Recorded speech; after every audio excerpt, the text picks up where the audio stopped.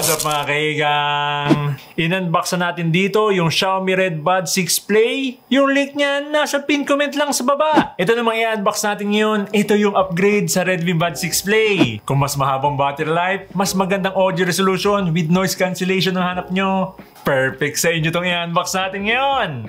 Ito ang Redmi Buds 6 Earbuds! Yung link nito, nasa pin comment lang sa baba. I-check nyo lang dyan. I-unbox na natin ito mga kaigang. Yan, buksan natin dito sa taas. Yun, nandito kaagad yung Redmi Buds 6. Yan, naka-plastic pa. Tapos, nandito na yung manual niya. Yan, manual, Type-C cable. Tsaka yung extra ear tips, dalawa. Yan, nandito na, naka-plastic na. Small, tsaka large na ear tips. Yan. Okay, tabi muna natin to. Napaka-lightweight lang nito, 43 grams lang. Rounded square shape yung case. Combination ng matte and glossy, pati dito sa earbuds, ganun din. Yung maganda dito sa case niya, naka-Type-C na tapos may battery indicator pa. Yan o, kita nyo naman. Bali, ito na mismo yung Redmi Buds 6. Yan, round yung corners niya.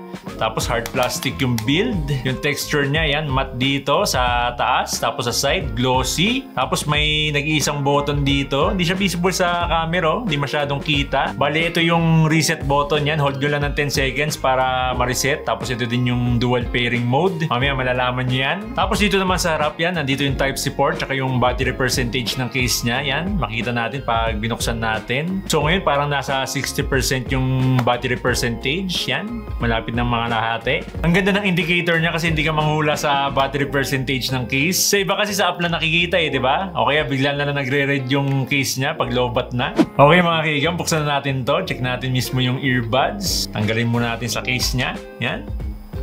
So glossy yung texture niya na may silver na accent, kaya mala premium yung dating ano. Tapos meron na rin tong customizable gesture controls. Meron na tong dual drivers, 12.4mm at 5.5mm para mas ma-enhance yung audio separation. Naka-Bluetooth 5.4 na to at may active noise cancellation. May IP54, water resistance na rin to, kaya no problem kahit mabasa ng tubig o maulanan. At i-charge lang to ng 1 hour and 45 minutes, kaya na nitong tumagal ng up to 8 hours. 34 hours naman pagkasama yung case niya. Gaya ng sinabi ko kanina, meron na tong dual device pairing. Sa ibang earbuds, multi-connection yung tawag nila doon. For example, nakakonect tong Redmi Buds 6 sa Redmi Watch 5 at sa phone natin. Yun nga lang, manual ka magsiswitch ng device kung saan mo gusto i-connect. Hindi gaya sa mga mamahaling earbuds na automatic na yung switching. Okay mga kigang, try na natin to isuot. Yan, left earbud. Tapos, right earbud. Yan, kung hindi fit sa inyo or kung maluwag or masikip, pero naman siyang extra ear tip, no? Okay, try natin mag-shake test. Yan. 3, 2, 1. Ayoko talaga ng test na to. Okay, yan. Fit pa rin sa atin, no? Hindi na natin kailangan magpalit ng ear tip. So yung naririnig yung audio ngayon, galing dito mismo sa mic ng Redmi Buds 6. So meron tong dual mic AI noise cancellation para mas ma-enhance yung boses natin sa mga calls. So mic check, 1, 2, 3. Mic check, Redmi Buds 6 mic check, 1, 2, 3. So punta naman tayo dito sa Xiaomi Earbuds app. Available to sa iPhone at Android. Dito sa Xiaomi Earbuds app, yan nakita natin yung battery percentage ng left earbud tsaka right earbud. Wala na sa case kasi meron na siyang indicator dito, no? Tapos yan, pwede natin iset dito yung transparency mode. Mas ma-enhance yung ingay sa paligid natin, no? Maganda to pag nagja-jogging tayo, lalo na pag nasa labas. Tapos, noise cancellation, pwede din natin i-off. Dito naman sa baba, yan, yung gesture controls. Tap natin. So, kompleto yung mga gestures na, no? May tap, double tap, triple tap, press and hold. Tapos ito yung mga triggers na pwede. Yan, previous song, next song, volume up, volume down, tsaka play pause. Tapos yung pagdating dito sa audio effects, yan, makita natin dito yung dimensional audio. Ito yung 3D audio.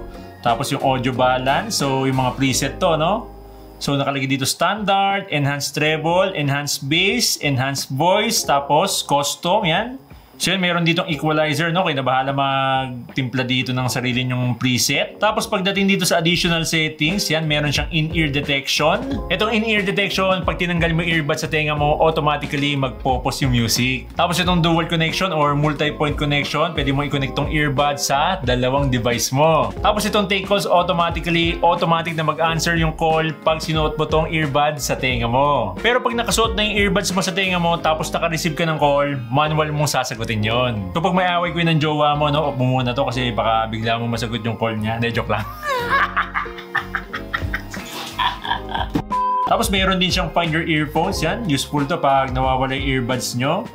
So, nakalagay dito, tap to play alarm, left, both, or right. Okay, try natin both. Parang hihina naman. Marinig nyo ba yan? Mahanap nyo kaya yan kung ganyan yung alarm niya? Ah, okay. Palakas ng palakas. So, habang hindi mo pa siya nahanap, lalo siyang lumalakas. Oh. Kanina kasi ang hina eh. Kala ko ganun lang. So, ano pa ba yan? Update firmware, about device, about earphone. So, yun na lahat mga kaigang. So, try na natin to ngayon sa music. Okay ngayon mga kaigang. Nandito tayo sa Apple Music. Tapos, naka 60% yung volume natin. So, standard yung preset nito. Tapos, naka-off yung noise cancellation. Mamaya, tatry natin pag naka-on na, no? So, yan. Play natin tong Luther by Kendrick Lamar. Sikat na sikat sa TikTok to eh. Okay, yan. Play. Pag standard, medyo bitin yung bass niya. Tapos, parang manipis din yung vocals niya, no?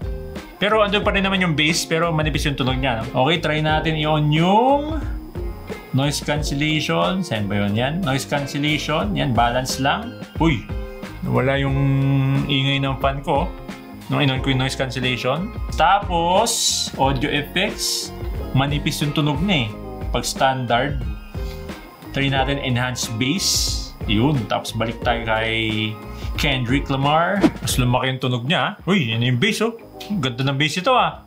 Ang ganda ng audio separation niya. Kung mahilig kayo sa bass, gaya ko, magugustuhan nyo itong Redmi Buds 6. Okay, pause muna natin. Tanggalin na natin yung isang earbud kasi may in-ear detection na to. Yan, nag-pause na yung music, no? So, naka-AAC na yung codec nito. Tapos may dual drivers sa 12mm at 5mm.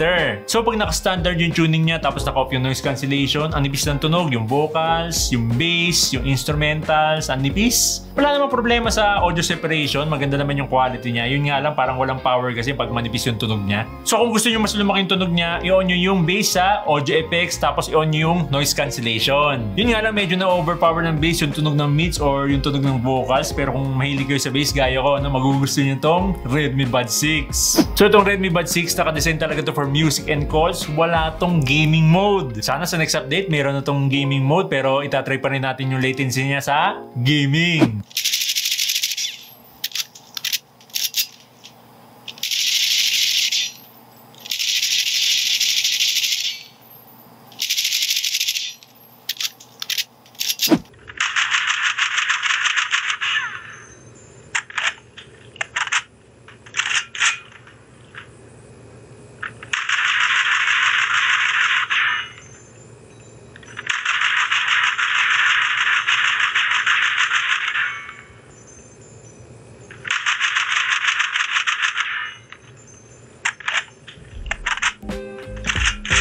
Naka IP54, water resistance, dual drivers, AI active noise cancellation for calls and music, app support at up to 34 hours ang battery. Quality build talaga since galing sa kilalang brand, kaya napakasulit.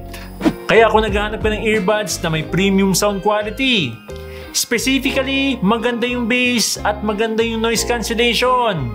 Para sa itong Redmi Buds 6. Sa ngayon, makukuha nyo lang to for only 22. Yung link nito, nasa pin comment lang sa baba.